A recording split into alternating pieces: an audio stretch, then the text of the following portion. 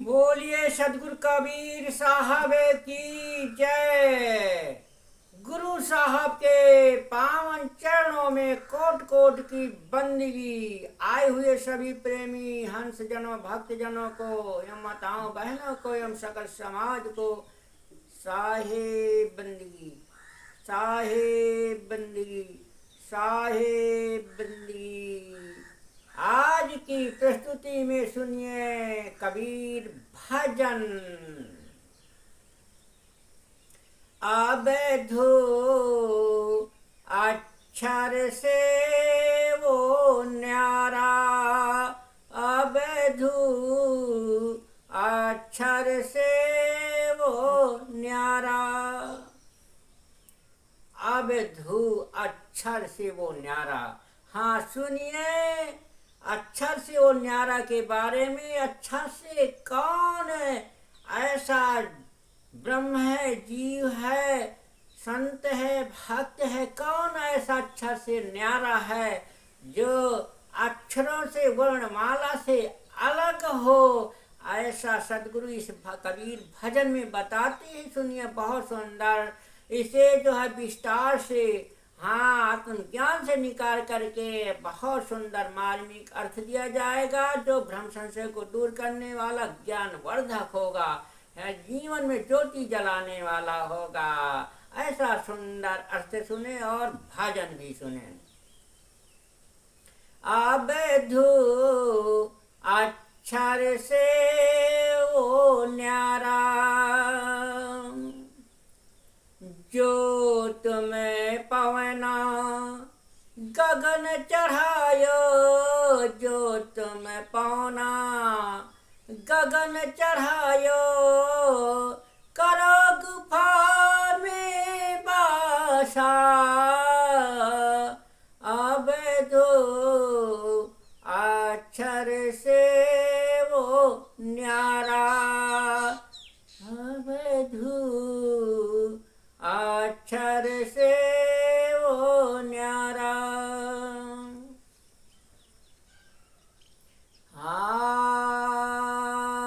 गगना गगना पौना, दोनों बिन से गगना पौना, दोनों बिन से कहाँ गया जोगे तमाशा। अवधू अक्षर से वो न्यारा, अवधू अक्षर से वो न्यारा। गगना मध्य ज्योति झलके, गगना मध्य ज्योति झलके, पानी मध्य तारा। अवधू अक्षर से वो न्यारा। घटी गए नीर मिनस गए तारा, घटी गए नीर बिनस गए तारा, निकर गया कहीं द्वारा। अवधू अक्षर से वो न्यारा, अवधू अक्षर से वो न्यारा। मेरुदंड पर डाली दुलीचा, मेरुदंड पर डाली दुलीचा, जोगिन तारी लाया। अवधू अक्षर से वो न्यारा। सोई सुमेरे पर खाख उड़ानी, सोई सुमेर पर खाख उड़ानी, कच्चा जोगे कमा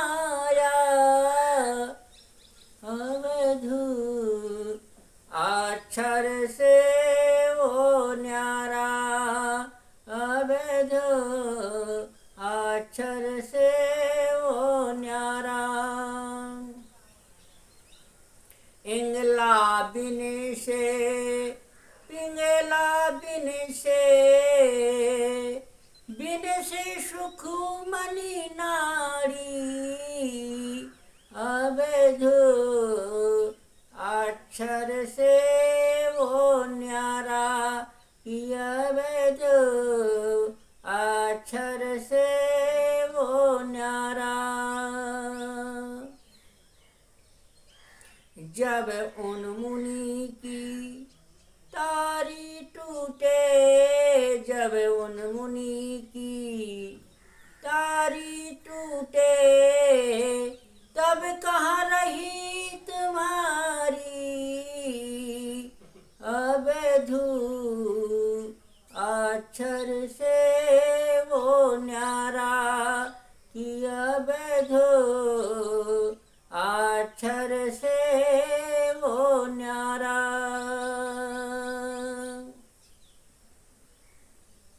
आदत बैराग कठिन है भाई। आदत बैराग कठिन है भाई। अटके मुनिवर जोगी। अवधू अक्षर से वो न्यारा। अवधू अक्षर से वो न्यारा। अक्षर लो की गम बतावे। अक्षर लो की गम बतावे। सो है मुक्ति विरोगी। अवधू अक्षर से वो न्यारा। अवधू अक्षर से वो न्यारा। कहाँ अरु अकहे, कहे अरु अकहे, दौते न्यारा। कहे अरु अकहे, दौ से ते न्यारा। सत्य असत्य के पारा। अवधू अक्षर से वो न्यारा। अवधू अक्षर से वो न्यारा। कहाँ ये कबीर ताही लखी जोगी। कहाँ ये कबीर ताही लख जोगी। उतर जाओ भाव पारा। अवधू अक्षर से वो न्यारा। अवधू अक्षर से वो न्यारा। साहिब कहते हैं कि हे त्यागियों, आत्मा की परम स्थिति शब्द व्यापार से परे है। तुम गुफा में बैठकर श्वास को खोपड़ी में चढ़ाते हो और वहाँ अनहद नाद नाम से शब्द सुनते तथा ज्योति देखते हो।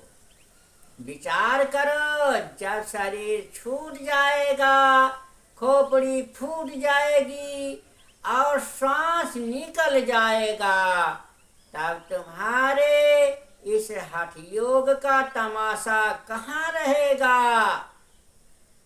जैसे रात में स्वच्छ पानी में तारों के प्रतिबिंब झलकते हैं, वैसे खोपड़ी के आकाश में अभ्यास द्वारा ज्योति दिखाई देती है। जैसे जब पानी सूख जाता है तब तारों के प्रतिबिंब नहीं दिखते, वैसे खोपड़ी फूट जाने पर गर्मी रूप ज्योति कहाँ चली गई पता नहीं चलेगा। हठ योगी लोग मेरुदंड को योग आसन में साध कर ज्योतिनाद आदि का ध्यान लगाते हैं।